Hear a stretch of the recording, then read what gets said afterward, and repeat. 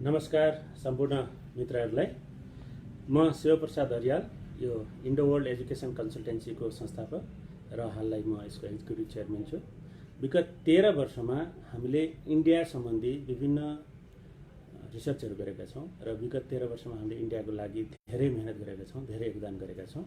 र यो जुन स्टडी इन्डियाको बारेमा मैले विगतमा समय-समयमा विभिन्न सेमिनारहरू मार्फत, विभिन्न तपाईँको पत्रपत्रिका मार्फत, कम्पनीको ब्रोसरहरू मार्फत जनमानसलाई अवेर गर्नको लागि कस्ता कस्ता कलेजहरूमा जानुपर्छ, कस्ता कस्ता कलेजहरूमा एक्रेडिटेसन भएका कलेजहरूमा जाँदा आफ्नो भविष्य सुरक्षित हुन्छ, क्वालिटी इन्स्टिट्युसन कसरी पत्ता लगाउने भन्ने लगायतका विभिन्न खालको विभिन्न बुँदाहरूमा विगतमा चर्चा भइरहेको थियो र आज तपाईँहरूमा यस फेसबुक लाइभ मार्फत पनि जोडिएको छु। सम्पूर्ण विद्यार्थी अभिभावकहरू जो अब अहिले इन्डिया जाने सिजन छ, अहिले धेरै विद्यार्थीहरू जो बिबिए पढ्न जाँदै हुनुहुन्छ, जो विभिन्न कोर्सहरूमा जाँदै हुनुहुन्छ, इन्जिनियरिङ, फार्मेसी लगायतका, त्यसको लागि अहिले एडमिसन लिने, काउन्सिलिङ लिने र डिसिजन लिने समय हो। यो समयलाई मध्यनजर गर्दै तपाईँहरूको स्टडी इन्डिया सम्बन्धी जिज्ञासाको लागि हामीले अहिले नयाँ कार्यक्रम सुरु गरेका छौँ। हामी हरेक दिन लगभग 3 देखि 4 को बिचमा फेसबुकमा लाइभ आएर स्टडी इन्डियाको बारेमा जानकारी गराउँछौँ। आज यो हाम्रो सुरुवातको दिन हो। यसमा हामीले कुन कुन एजेन्डाहरूलाई डिस्कसन गर्ने र के कुराहरूमा गर्ने भन्दाखेरि तपाईँहरूबाट आउने प्राप्त हुने सुझावहरू र तपाईँहरूबाट कमेन्टहरू जे तपाईँहरूले दिँदै जानुहुन्छ त्यो अनुसारको हामी रिसर्च गरेर त्यसको बारेमा तपाईँहरूलाई हामी बढी जानकारी दिँदै जानेछौँ। आजको यो सेसनमा यहाँहरू सबैलाई स्वागत छ। अहिले धेरै मित्रहरू आइसक्नु भएको छ, अनलाइन हेर्दै हुनुहुन्छ। के छ भने इन्डिया भन्दैमा यहाँ सामान्यतया इन्जिनियरिङ अध्ययनको लागि 4-5 लाखको कलेज पनि भेटिन्छ, 18-20 लाख हुँदा 30-35 लाखसम्म पर्ने पनि कलेजहरू मार्केटमा छन्। अब कलेजहरू किन 4 लाखमा बिक्छ, किन 30-35 लाखमा बिक्छ, त्यसको एउटा छुट्टै कहानी छ। डिमान्ड एन्ड सप्लाईको कुरा त्यसमा आउँछ। तर जुन 4 लाखमा बिक्ने क्वालिटीका कलेजहरू छन् र जुन 25-30 लाखमा बिक्ने क्वालिटीका कलेजहरू छन्, त्यसमा आकाश जमिनको फरक छ। जति हामीले प्राइस कन्सियस हुँदै हेर्छौँ, जति सस्तोमा मार्केटमा कलेजहरू आइरहेका छन्, ती कलेजहरू वास्तवमै एनबी एक्रेडिटेसन नभएका, इन्डियाको एउटा एक्रेडिटेसन बडी हो, नेसनल बोर्ड अफ एक्रेडिटेसन, त्यसकोबाट एक्रेडिटेसन त्यो 94 बाट गभर्मेन्टले सेटअप गरेको बडी हो क्वालिटी चेकको लागि, त्यस्तो एक्रेडिटेसन नभएका र अर्को एउटा organisation national assessment and accreditation council, त्यस्तो एक्रेडिटेसन काउन्सिलबाट एक्रेडिटेड नभएका, यानि समग्र भन्नुपर्दाखेरि त्यो संस्थाले के पढाउँछ, के डेलिभर गर्छ भन्ने कुराको क्वालिटी एस्योर नभएका संस्थाहरू चाहिँ बढी सस्तो घट्दो क्रममा, अहिले इन्डियामा इन्जिनियरिङको एडमिसनको रेसियो घट्दो क्रममा छ।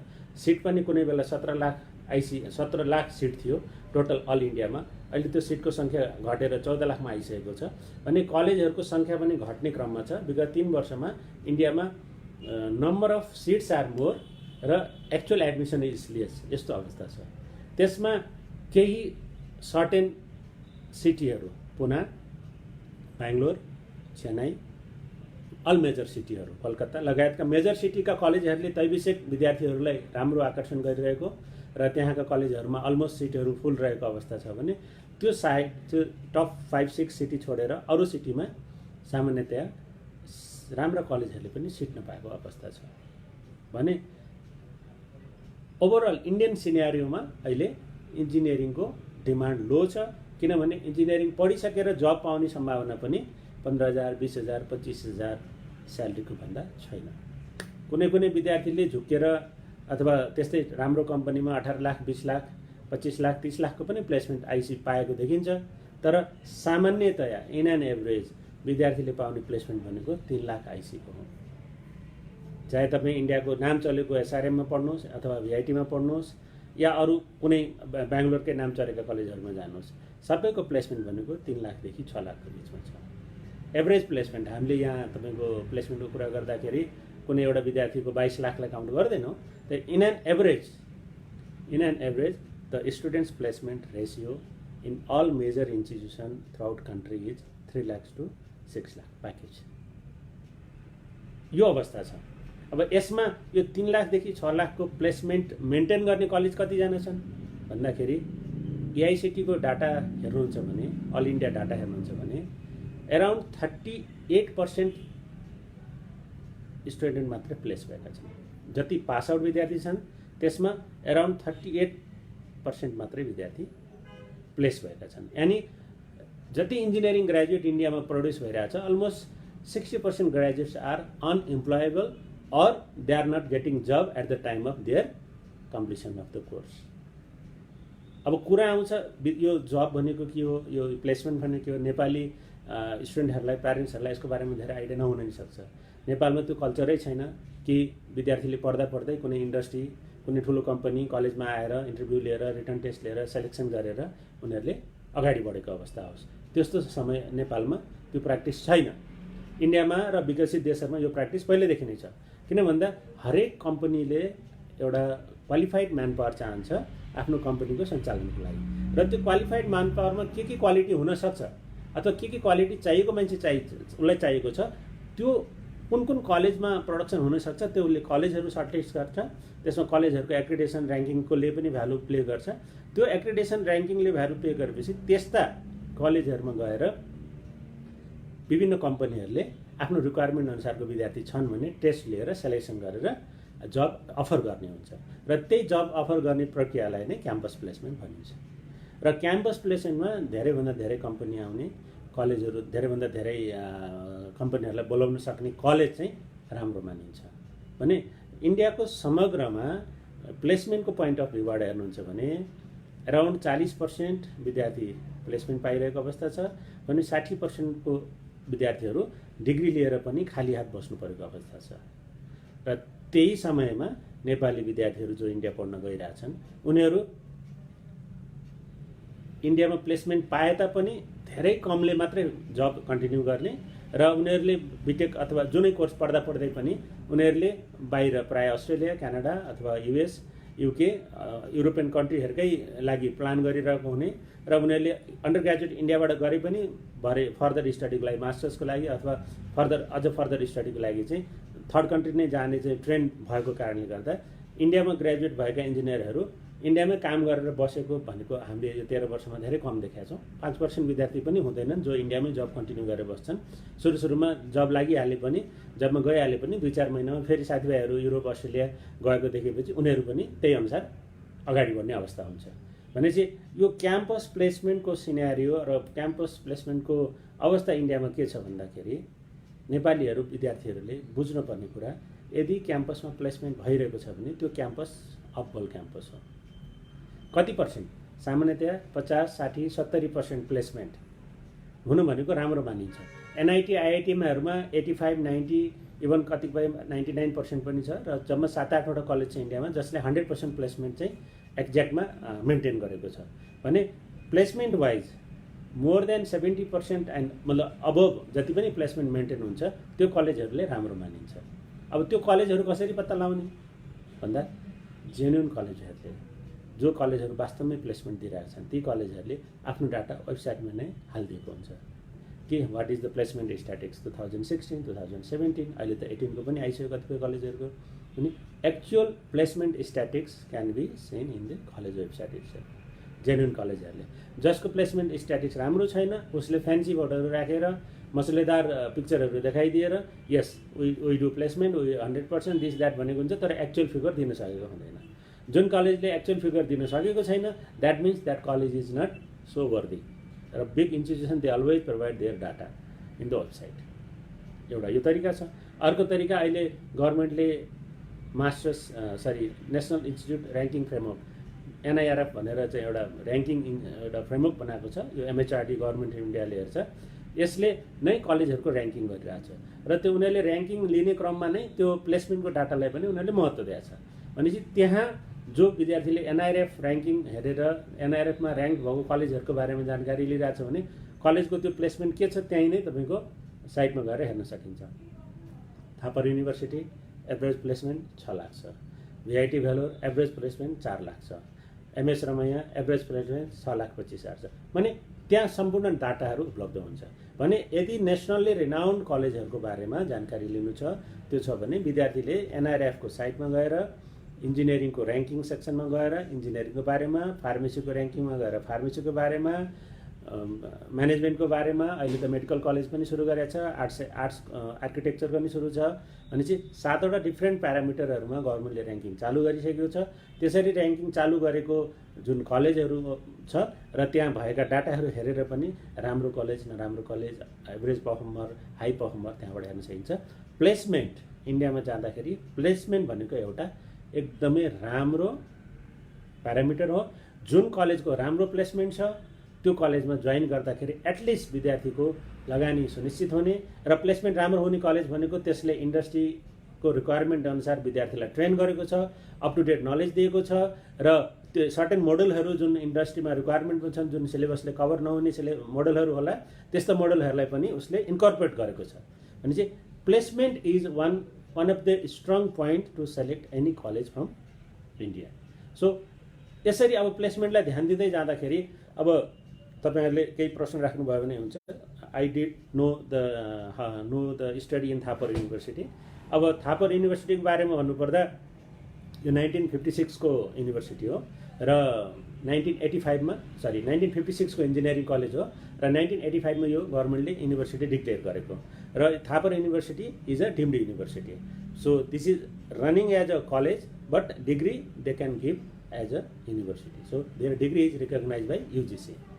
थापर 250 एकड़मा छ, जम्मा 5000 स्टुडेन्ट छ थापरमा, र फेसिलिटिज इन्फ्रास्ट्रक्चर एभ्रिथिङ इज पुरानो 1956 को 85 को इन्फ्रास्ट्रक्चरहरू पनि छ त्यहाँ, र अहिले लेटेस्ट इन्फ्रास्ट्रक्चरहरू कम्प्युटर डिपार्टमेन्टको लागि होस्टेल ब्लकहरू एकदमै हाइटेक अल्ट्रा मोडर्न फेसिलिटीहरू बनिरहेको अवस्था छ।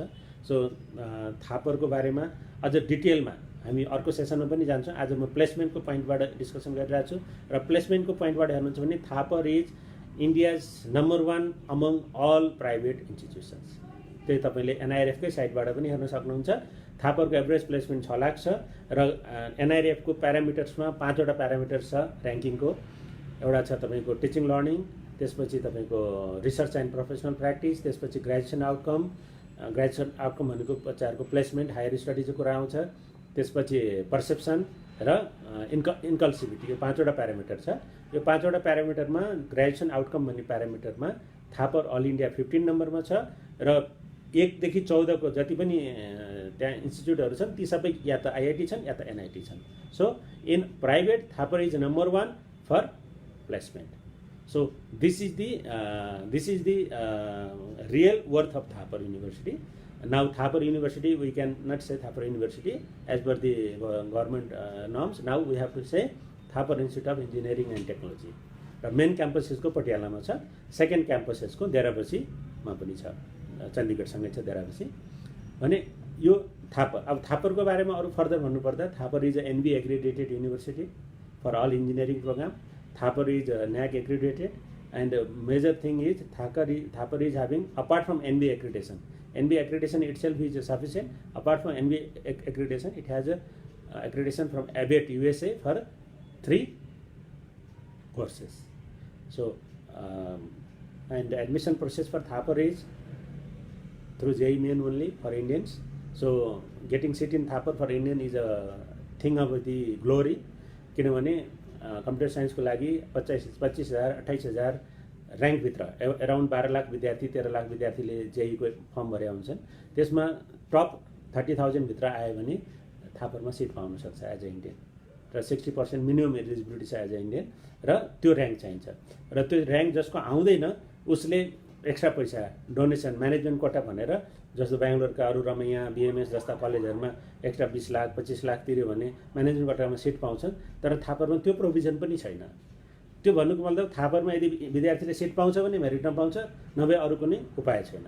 यदि रमैया बीएमएसको जस्तो सिट पाउने सिस्टम हुन्थ्यो भने थापरमा पेमेन्ट गरेर म्यानेजमेन्ट कोटामा सायद 25 लाख 30 लाख 40 लाख पनि मान्छे ऋण तिर्न तयार हुन्थ्यो होला, तर त्यो अवस्था छैन, त्यहाँ मतलब छैन। त्यही कारणले Thapar is a purest form of college. Management academic team पुरा they are not interested to collect money, र उनीहरूको पुरै सिस्टममा पैसा तिरेर एडमिसन हुने भन्ने कल्चरै छैन, even for Indians. Coming to foreigners, they want 60%, Physics, chemistry, math. Physics 59, chemistry 61, math 60. It is okay. Individually 60 चाहिँदैन, तर total 3 subject divided by 3 मा 60% हुनुपर्छ. 1 नम्बर कम भयो भने थापरले एडमिसन लिँदैन.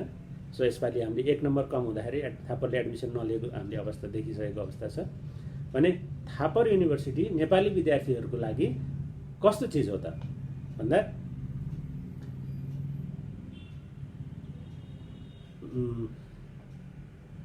जस्तो एक्जाम्पलको लागि इन्डियन विद्यार्थीले 1 वर्ष 2 वर्ष मेहनत गरेर कटअफमा 30,000 को र्याङ्कभन्दा कम ल्यायो भने कम्प्युटर साइन्स पाउँछ थापर भने नेपाली विद्यार्थीले जस्ट 60% भएर पाउँछ. एउटा एडभान्टेज. सेकेन्ड एडभान्टेज, इन्डियनले त्यसरी कटअफमा आएर कम्पिटिसनमा आएर फी तिर्दाखेरि जे फी तिर्छ, फर इक्जाम्पल कम्प्युटर साइन्सको 3,10,200 छ 2018 को फी, सेम फीमा उसले पढ्न पाइरहेछ नेपाली विद्यार्थीले. भनेको there is no management quota, there is no extra fee for Nepalese. So fee is at par with Indians. So इन्डियनको लागि ड्रिम कलेज, हाम्रो लागि इजिली एसेसेबल छ. के को कारणले? थापरको पोलिसीको कारणले. सो अरू कलेजले $10,000 बनाउँछन्, $9,000 बनाउँछन्, अगेन 40% स्कलरसिप 50% स्कलरसिप भन्छन्, तर फी अल्टिमेटली इन्डियनभन्दा बढी लिइरहेको हुन्छ. Coming to Thapar, fee are at par with Indian, so there is no scholarship, there is no inflation in fee. So whatever students are getting, it is actually a very good opportunity for Indians. I am saying that SEMRIT and benefit for Nepalese students. Very good question. SEMRIT is one of the best known college in Bangalore, based on CET cutoff. It is in top 15 in CET, because in CET all world colleges, RV, Ramaya, BMS, they used to attract the students. Now in parameters like NAC, National Assessment and Accreditation Council, SEMRIT last year March they got the certificate that they have secured 3.57 out of 4. That grade is given as A+, and among all colleges from VTU, the affiliated college under VTU, SEMRIT is having highest score as of now. Tomorrow another college may come, but as of now SEMRIT is highest graded engineering college under VTU. So you can say in another word, SEMRIT is number 1 based on the real government accreditation. And importance of this NAC accreditation, recently, say 4 months back, government has declared the graded autonomy to different universities, category 1, category 2, category 3. The universities, those who are having NAC score more than 3.51, they are awarded as category 1, and they are given full flexibility, full freedom. NAC score 3.26 to 3.50, they are given category 2 status and limited flexibility.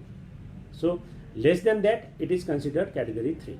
Even in NAC, government has given 3 categories. So if we value the accreditation and if we value the score secured by the college, this SEMRIT is obviously number 1, and there is no doubt. Even the colleges, for example, Ramaya, MS Ramaya, they are from 1962, and their NAC score is just 3.01.